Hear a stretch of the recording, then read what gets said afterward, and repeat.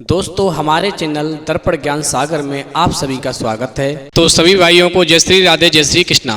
तो दोस्तों आज का प्रसंग है कि बुद्धि को प्रखर कैसे बनाएं। तो वीडियो शुरू करने से पहले मेरा आपसे अनुरोध है, यदि आपने अभी तक हमारा चैनल सब्सक्राइब नहीं किया है तो प्लीज़ आप हमारे चैनल को अभी सब्सक्राइब कर लें, क्योंकि आपका एक सब्सक्राइब हमारे लिए बहुत ही महत्व रखता है। देखिए दोस्तों, एक बार एक ऋषि ने विचार किया कि लोग गंगा में पाप धुलने के लिए जाते हैं, वहाँ पर डुबकी लगाते हैं, तो इसका मतलब ये हुआ कि गंगा जी सारे पापों को अपने अंदर समा लेती हैं, तो फिर तो गंगा भी पापी हो जाती हैं। दोस्तों इस प्रश्न का उत्तर जानने के लिए कि आखिरकार गंगा जी पापों का क्या करती हैं, उन ऋषि ने घनघोर तपस्या की।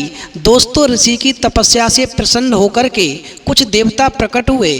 तो ऋषि ने उन देवताओं से पूछा, भगवान एक बात बताओ, जो लोग गंगा में पाप धोते हैं आखिरकार वो पाप गंगा जी कहाँ ले जाती हैं। दोस्तों ऋषि की बात सुनकर के वो देवता कहने लगे, देखो ऋषवर, इस प्रश्न का उत्तर तो केवल गंगा जी ही बता सकती हैं। हम गंगा जी के पास चलते हैं, तुम हमारे साथ गंगा जी पर चलो, तुम्हारे प्रश्न का उत्तर केवल गंगा जी के ही पास मिलेगा। दोस्तों इस प्रकार से वो देवता ऋषि को लेकर के जब गंगा जी के पास पहुँचे तो ऋषि कहने लगे, हे गंगे, मैं एक प्रश्न को लेकर के बहुत ही परेशान हूँ, कृपया मेरी समस्या का समाधान करने की कृपा करें। दोस्तों वो ऋषि कहने लगे, हे गंगे, मेरा प्रश्न ये है कि जो लोग तुम्हारे यहाँ पर पाप धोते हैं, तो जब उन पापों को तुम अपने अंदर समाहित कर लेती हो तो इसका मतलब तुम भी पापी हो जाती हो। दोस्तों ऋषि की बात सुनकर के गंगा जी कहने लगी, मैं पापी नहीं होती,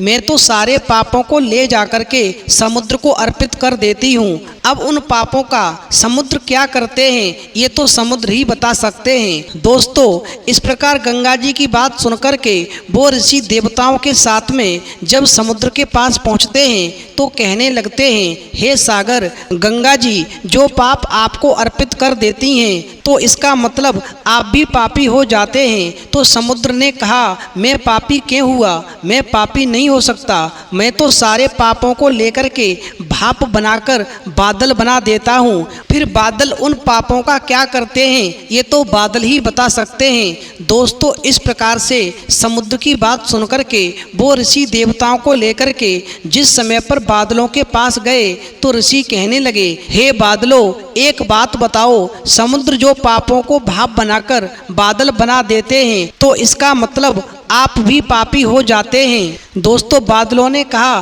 कि मैं पापी कैसे हो सकता हूँ, मैं तो सारे पापों को वापसी पानी बरसा करके इस धरती पर पुनः भेज देता हूँ, जिससे अन्न उपजता है जिसको मानव खाता है, और उस अन्न में जो अन्न जिस मानसिक स्थिति से उगाया जाता है और जिस वृत्ति से प्राप्त किया जाता है, जिस मानसिक अवस्था में खाया जाता है, उसी के अनुसार ही मानव की मानसिकता बनती है। शायद इसीलिए एक कहावत कही जाती है कि जैसा खाए अन्न वैसा बनता मन। तो दोस्तों इस प्रसंग से हमें ये सीख मिलती है कि अन्न को जिस वृत्ति यानी कमाई से प्राप्त किया जाता है और जिस मानसिक अवस्था में खाया जाता है वैसे ही विचार मानव के बन जाते हैं। इसलिए दोस्तों ध्यान रखना, सदैव भोजन शांति अवस्था में पूर्ण रुचि के साथ करना चाहिए। और यदि आप लोग ये चाहते हैं कि आपकी और आपके बच्चों की बुद्धि प्रखर बने, जिससे कि वो अपने जीवन में बुद्धि का सदुपयोग करके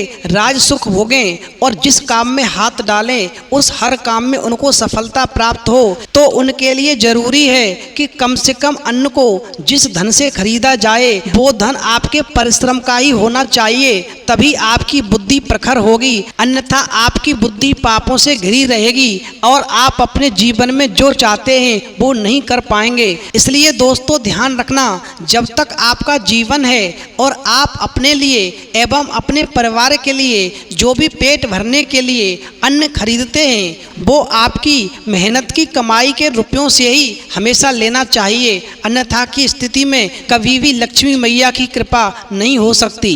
तो दोस्तों यदि आपको हमारी वीडियो पसंद आई हो तो प्लीज़ आप हमारे चैनल को भी सब्सक्राइब कर लें, क्योंकि आपका एक सब्सक्राइब हमारे लिए बहुत ही महत्व रखता है। तो दोस्तों इस वीडियो में इतना ही, फिर मिलेंगे एक नई वीडियो में नए प्रसंग के साथ। तब तक के लिए जय श्री राधे जय श्री कृष्णा।